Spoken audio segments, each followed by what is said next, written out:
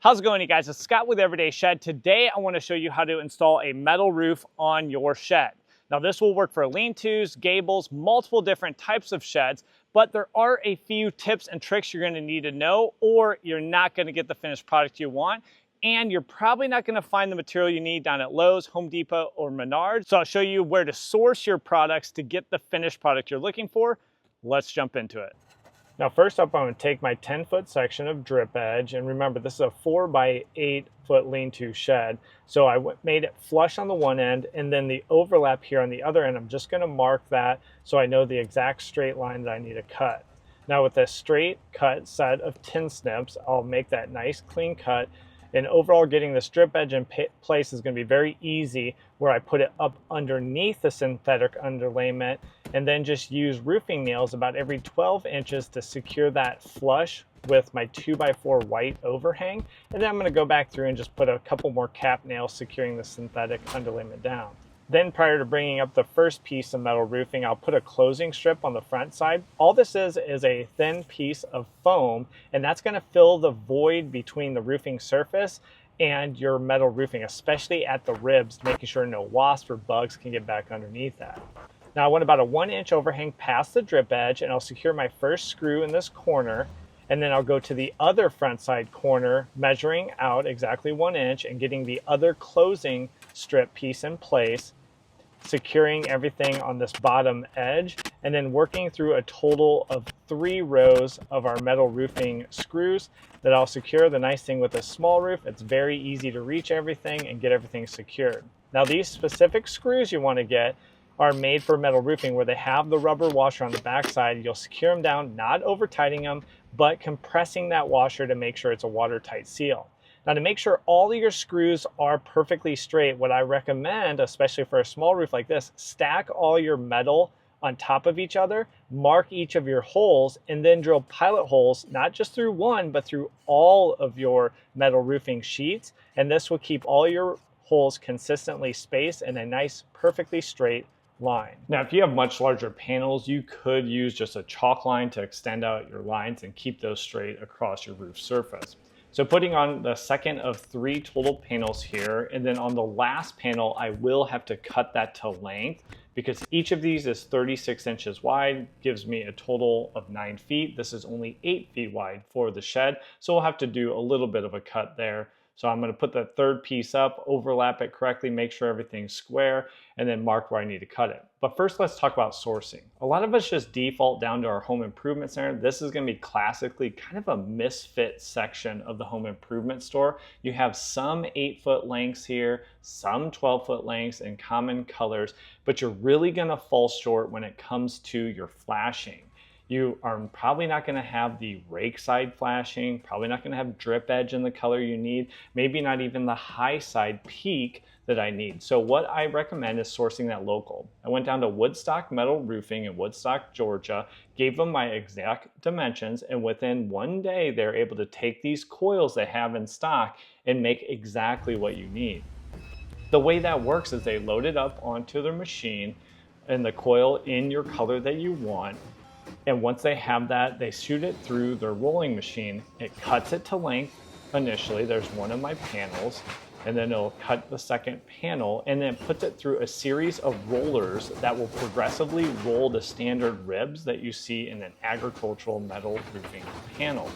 Once it's shot through the rollers, then you have your finished product popping out on the other side, perfectly cut to the length that you need for your design. Here it fits my lean-to metal roof. Now for all the different flashing, they take the same roll and then they just take off an extra sheet cut to length, usually 10 foot is the standard length of your flashing, and takes it over to the section where it's going to have a ton of brakes and equipment you simply are not going to have access to.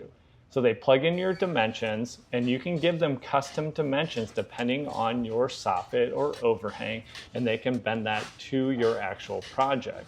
Here we're bending one of the pieces, and it'll set your profile again to these pieces you're just not going to find at the home improvement store. Here is the peak side flashing I'll be using to finish up my metal roofing, and it'll be perfectly fit to my project. Jumping back to cutting the panel to the width to fit my 8-foot wide shed, I'm just going to use a cutoff wheel. There are nibblers, shears, and multiple different other tools you can use. I'll be testing those in the future to show you which one works best for DIYers. But here I just had the one cut, so it's easy enough for me to just do that with a cutoff wheel. And now we'll place that last panel, just securing down with the 3 rows of screws, and then moving on, finishing everything up with our flashing. So next up, we'll do the flashing on our side here. I'm gonna have to do some modifications to the low end here and then also cut it to length on the high side.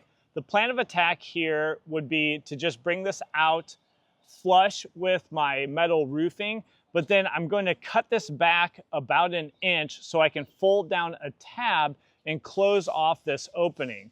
The nice thing here is you can see with the start having a rib here, so all the water will go through this channel, and then on my other side I had a little bit of a flare up too. So with this rake side flashing, it's easily going to keep all the water from dripping over the side and finish things off nicely, and it actually looks really good with the black accent on our white trim pieces. So taking our rake edge flashing, measuring 1 inch back with a combination square, making my straight lines, and then 10 snips, we'll go ahead and cut things out so we can get that 1 inch tab that we'll be able to fold over here to give the nice clean look, and also just make it sure bugs, insects, and stuff don't kind of make a home up underneath our rake side flashing. I'm just gonna set one of these screws once everything looks squared up, one further one once I get the exact 212 pitch there, and then I will again use the combination square, and I'm gonna cut this in place. I'll mark my lines out, take my time. If you want to remove this again after marking it to cut it to make it easier, you can do that, but I'm just gonna cut it up on the shed in place and then repeat the same process on the other side. Once that's completed, then we can go back through, do all of our screws, getting a few in the top side and then 5 in the side there, which you see, and don't over tighten those or it will dimple your flashing and you won't get that nice finished look. Now going up, we're doing closing strips. These are the reverse. It closes everything except for the ribs. That's on the peak side, so you want to secure that down. Some people put silicone down. It actually has a little bit of sticky adhesion on the bottom, which holds it in place, and you just cut that flush, getting ready for this peak side flashing. This is our last piece. It's gonna finish everything up. I'm just gonna put that up in place and again, make my marks opposed to making measurements and transferring those over. Now I'm gonna do one side because again, I'm gonna cut everything out and make a small 1 inch tab that I'm able to fold back and get a little better finished look, bring it into that side piece here. So we'll fold that back under, tap it into place, and then do a pilot hole here on the top side with 1 screw just to temporarily hold this so we can go on our other end and make the final measurements and cuts here. Again, we're gonna have a tab, so make sure you don't cut it all the way flush. Some guys will finish it off with a 45-degree cut on the peak side, and that gives you a little better finished look on the top, but I'm just gonna cut it flush, bend that, tuck it back in, and then go back through with the screws. So now the final thing is just to secure the peak flashing. I'll do pilot holes at each one of the ribs and secure the screws.